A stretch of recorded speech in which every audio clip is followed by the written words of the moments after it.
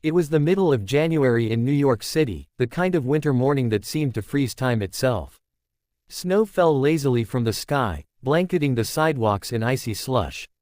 The skyscrapers stood tall and silent, their glass windows catching the pale sunlight that managed to push its way through the gray clouds.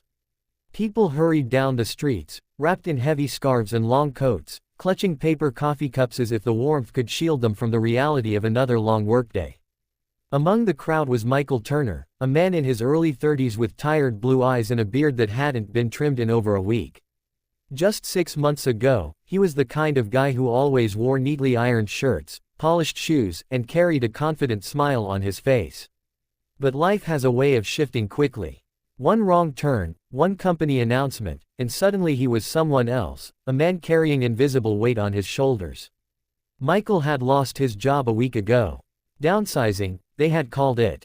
The company executives had spoken the word so smoothly, as if it were just a harmless term, but for Michael it was a sharp knife cutting into the foundation of his life.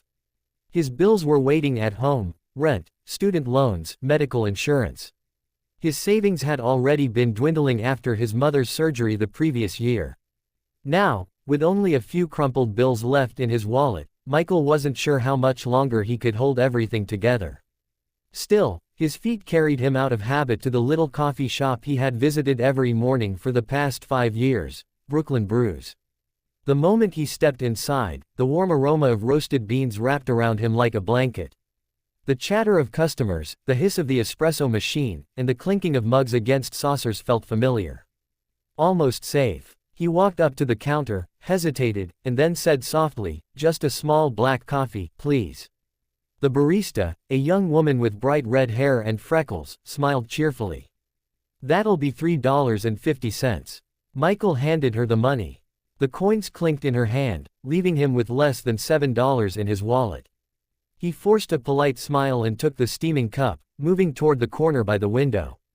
He sat down and stared out at the snow, watching strangers rush past, people who seemed to have somewhere to go, something to do, someone waiting for them. Michael, meanwhile, felt utterly alone. As he sipped his coffee slowly, his thoughts spiraled. How long can I keep this up? What happens when the rent is due? Maybe I should call Dad. No, he already helped with Mom's surgery. Maybe I should sell my car, but then how do I even get to interviews? Excuse me, is this seat taken? A gentle voice interrupted his storm of thoughts.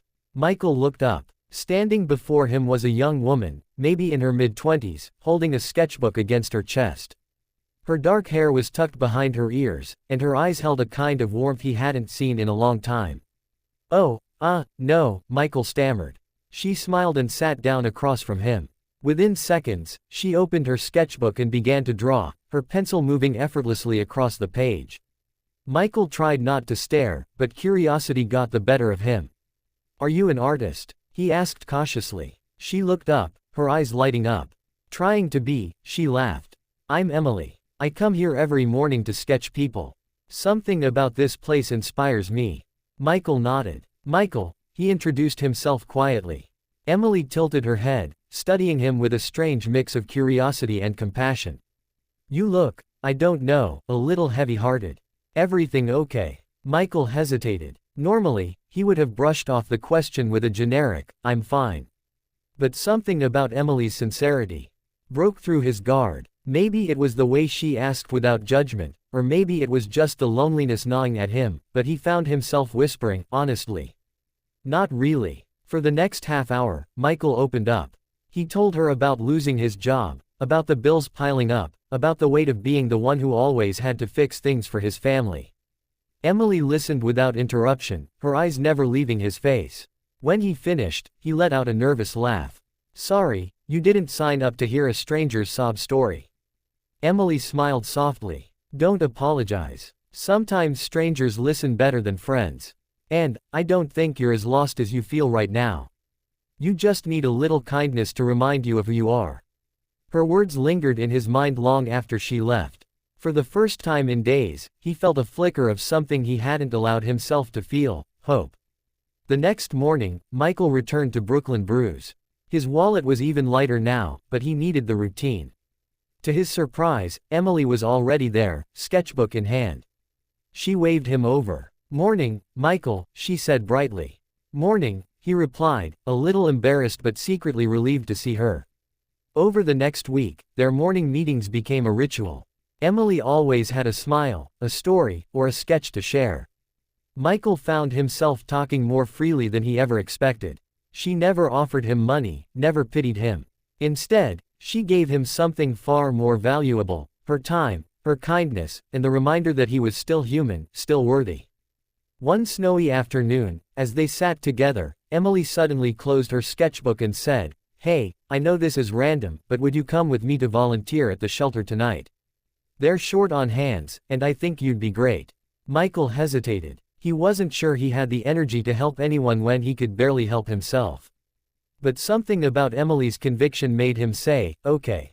That night, Michael found himself serving hot meals to homeless families, listening to their stories, and realizing that his struggles, though painful, weren't the end of the world. He saw people who had lost everything but still smiled, still laughed, still hoped. For the first time in weeks, he felt gratitude instead of despair. As they walked out of the shelter, Emily looked at him and said, "See. You have more to give than you think." Her words struck deep. Weeks turned into months. Michael kept applying for jobs, and though the rejections hurt, he no longer carried the weight alone. Emily was there, encouraging him, reminding him to keep going. And one spring morning, Michael finally received an offer. A small tech startup wanted him on their team. When he told Emily, she hugged him tightly. "I knew it," she whispered. But kindness has a way of multiplying. With his new paycheck, Michael didn't rush to spend on himself. Instead, he began quietly paying for strangers, coffees at Brooklyn Brews, leaving notes like, "You are stronger than you know," or, "A little kindness goes a long way." He also kept volunteering with Emily. Together, they became a team, two people who had once been strangers but now shared a mission to spread kindness wherever they went. One evening, as they sat on a park bench watching the sunset, Michael turned to her and said, "You know, that first day we met, I thought I was at my lowest point. But meeting you, it was like life handed me a second chance." Emily smiled, her eyes glistening. "Sometimes, Michael, the universe brings people together at exactly the right time. You just have to be open to it." And for the first time in months, Michael felt whole again, not because all his problems had vanished, but because someone had reminded him of the power of kindness, the beauty of connection, and the fact that even in the darkest winters, spring eventually comes. Moral of the story: kindness doesn't always mean grand gestures. Sometimes, it's simply listening to a stranger, sharing time, or offering hope when someone feels they have none left. In a busy world like New York, two people discovered that one act of kindness could truly change a life, and create a ripple that touches countless others.